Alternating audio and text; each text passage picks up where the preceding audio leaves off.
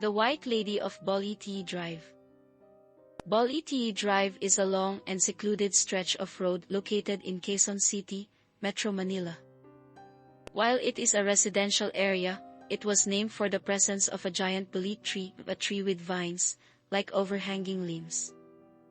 According to folklore, bolete trees are often home to supernatural creatures. Motorists traveling at night know to never stop at Boliti Drive, no matter what. One story centers on a taxi driver who passes the street at midnight, desperate for passengers. Eventually, a beautiful woman in a white dress flags him down from the sidewalk. When she gets in, she tells him that her destination is at the final intersection. The driver continues his journey. The woman is quiet, but that's fine, even if her stare is a bit intense. He keeps to himself and reaches their destination quickly, as there are no other cars on the road. But when he looks back, he finds the back seat empty. The woman is gone. While the identity of the driver always changes, the White Lady never does. She is usually a victim of sexual assault and violence. Does she haunt motorists because she was assaulted and murdered by a taxi driver? Or did she die in a tragic car accident? While this story is benign, many more paint her as a vengeful ghost out for blood. That poor White Lady, doomed to repeat her journey forever.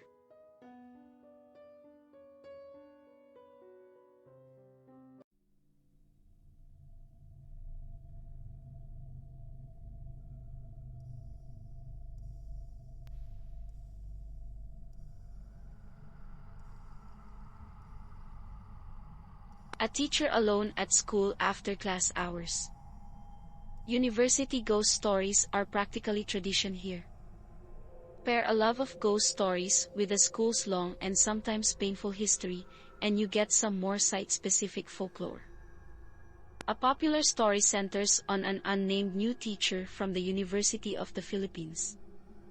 She's hard at work grading papers, and before she knows it, hours have passed and she's the only one left in the building. Even worse, it's monsoon season, and a harsh storm drenches everything in rain. The teacher huddles inside a waiting shed by the school gate.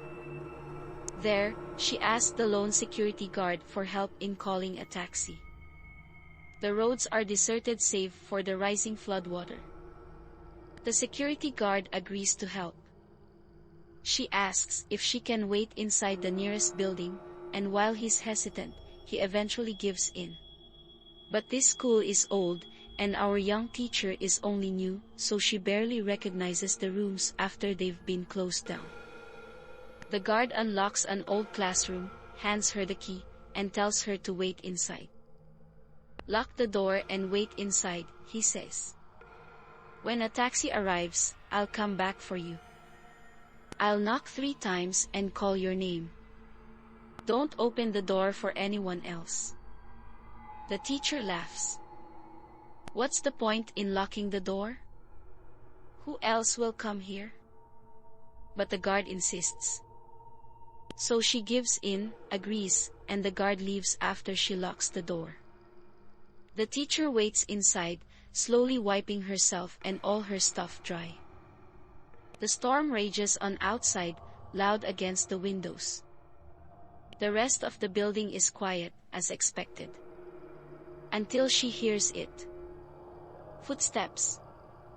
The footsteps grow louder, signaling a fast approach.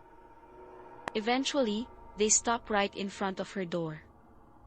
Someone knocks 3 times. The teacher gets up, thinking it's the guard. That was fast, she thinks. But something doesn't feel right. The shadow beneath the door stands still, unmoving.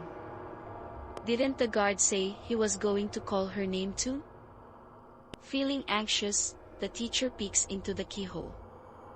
But she can't see anything except pure red, as if something has covered the lock.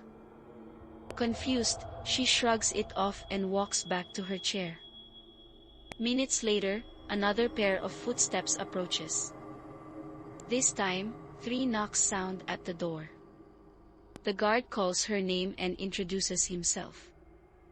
When the teacher unlocks the door, she finds him outside, telling her that he's found a taxi. They walk to the gate together. The taxi idles by the waiting shed, the only vehicle on the empty street. When the teacher hands the key back to the guard, she asks why he insisted on her locking the door. There's a ghost that roams the halls, he explains. You know it's her because she has purely red eyes.